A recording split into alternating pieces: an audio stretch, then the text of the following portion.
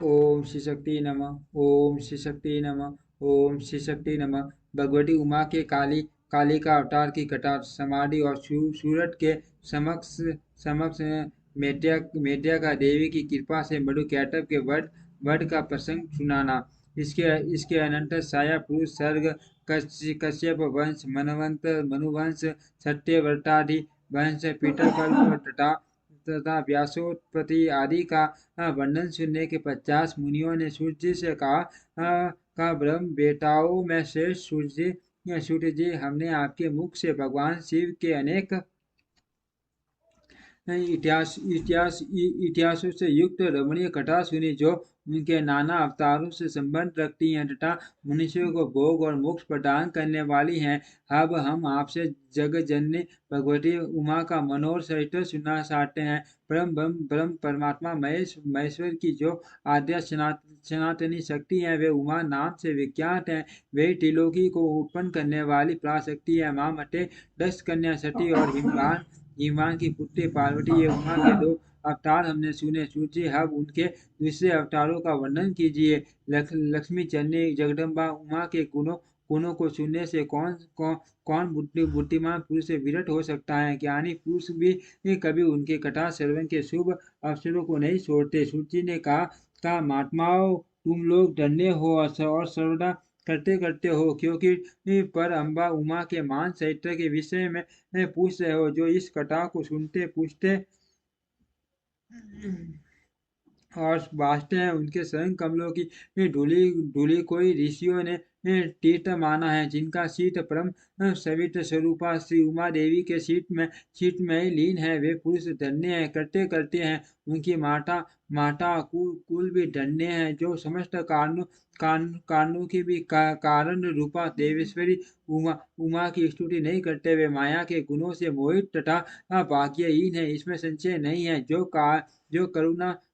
करुणा रस की सिंधु स्वरूपा माँ देवी का भजन नहीं करते, वे संसार रूपी घोर अंधकूप में पड़ते हैं। जो देवी उमा को छोड़कर दूसरे देवी देवताओं की शरण लेता है, वह मानो गंगा जी को छोड़कर प्यास बुझाने के लिए मरुस्थल के जलाशय के पास जाता है। जिनके स्मरण मात्र से धर्म आदि चारों पुरुषार्थों की अनायास प्राप्ति होती है, उन्हें देवी उमा की आराधना कौन श्रेष्ठ पुरुष छोड़ सकता है। पूर्व काल में मां मना सूरत ने महर्षि मेघा से यही बात पूछी थी। उस समय मेघा ने जो जो उत्तर दिया, मैं वही बता रहा हूँ, तुम लोग सुनो। पहले सवा ऋषि से मनवंतर में विरट नाम से प्रसिद्ध एक राजा हो गए।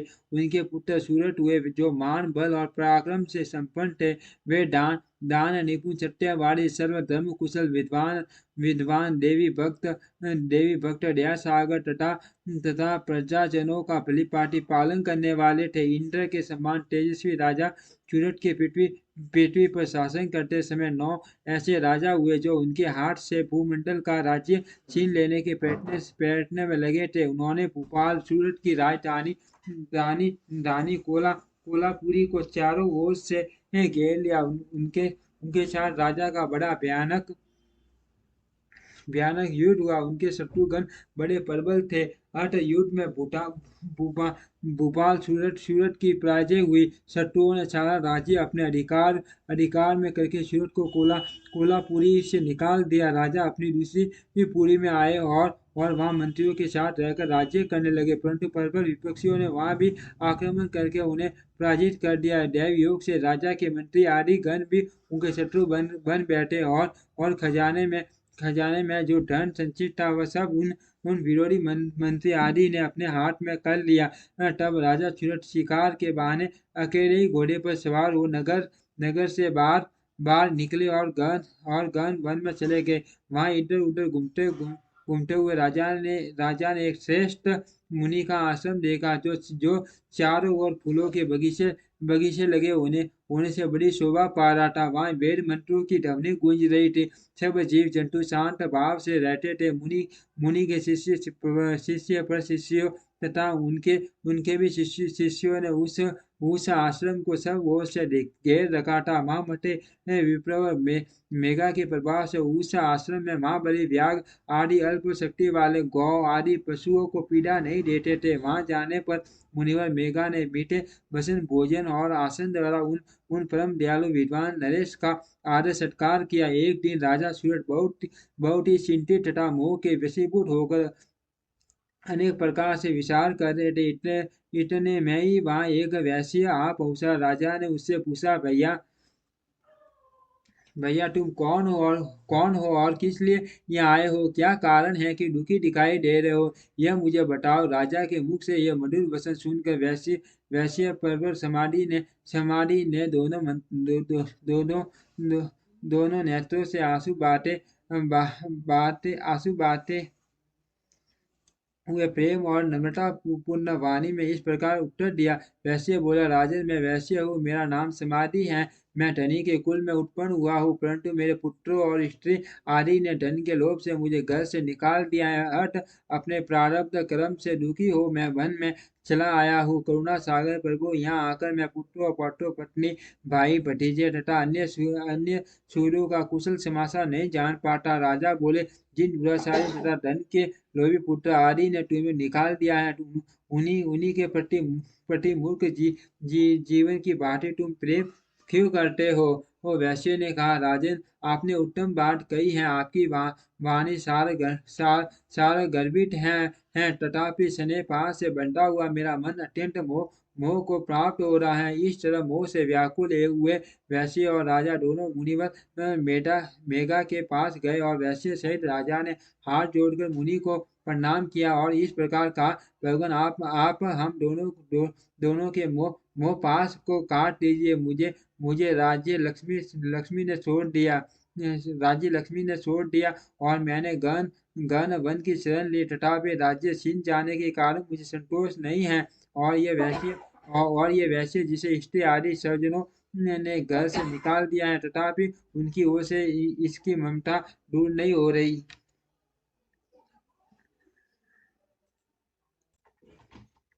है। इसका क्या कारण है बताइए? समझदार होने पर भी हम दोनों का मन मोह से व्याकुल हो गया है। यह तो बड़ी भारी मूर्खता है।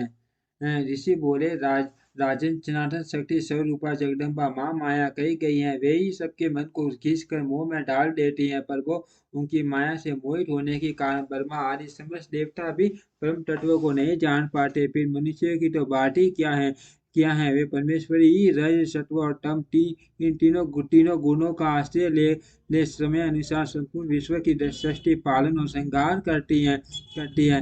नरपश्रेष्ठ जिसके ऊपर वे इच्छा अनुसार रूप धारण करने वाली वरदायिनी जगदम्बा प्रसन्न होती है, वही मोह के घेरे से लांग पाता है। राजा ने पूछा, मुने जो सबको मोहित करती है वे देवी माँ माया कौन है और किस कारण उनका प्रादुर्भाव हुआ है? यह कृपा करके मुझे बताइए। ऋषि बोले, जब सारा जगत एका वन एक एका ए, एका ए, एकारण वन के जल में निमग्न था और योगेश्वर भगवान केशव शेष की सैया बिछाकर योग निद्रा का आश्रय ले शयन कर रहे थे, उन्हीं दिनों भगवान विष्णु के कानों के मूल मल से दो असुर उत्पन्न हुए, जो भूतल पर मधु और कैटब के नाम से विख्यात हैं। वे दोनों विशाल काय घोर असुर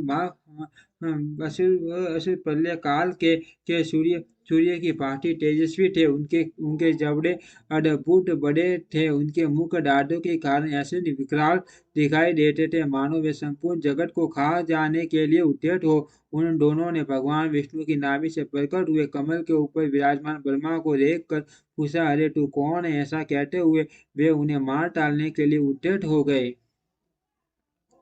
ब्रह्मा जी ने देखा ये दोनों दैत्य आक्रमण करना चाहते हैं और भगवान जनार्दन समुद्र के जल में सो रहे हैं। तब उन्होंने परमेश्वरी का स्तवन किया और उनसे प्रार्थना की, अंबिके तुम इन दोनों दूसरे ससुरों को मोहित करो और अजन्मा भगवान नारायण को जगा दो। ऋषि कहते हैं इस प्रकार मधु और कैटअप के नाश के लिए ब्रह्मा जी के प्रार्थना करने पर संपूर्ण विद्याओं की अधिदेवी जगजननी माँ विद्या फाल्गुन शुक्ला द्वादशी को त्रैलोक्य मोहिनी मोहिनी शक्ति के रूप में प्रकट हो माँ काली के नाम से विख्यात हुई। तदनंतर आकाशवाणी हुई कमलासन डरो मत, आज युद्ध युद्ध में मधु कैटअप को मारकर मैं तुम्हारा कंटक कंटक का नाश करूंगी। यो कहकर वे माँ माया से हरि के नेत्र और मुख आदि से निकलकर अव्यक्त जन्मा ब्रह्मा की दृष्टि पट पट में आ खड़ी हो गई।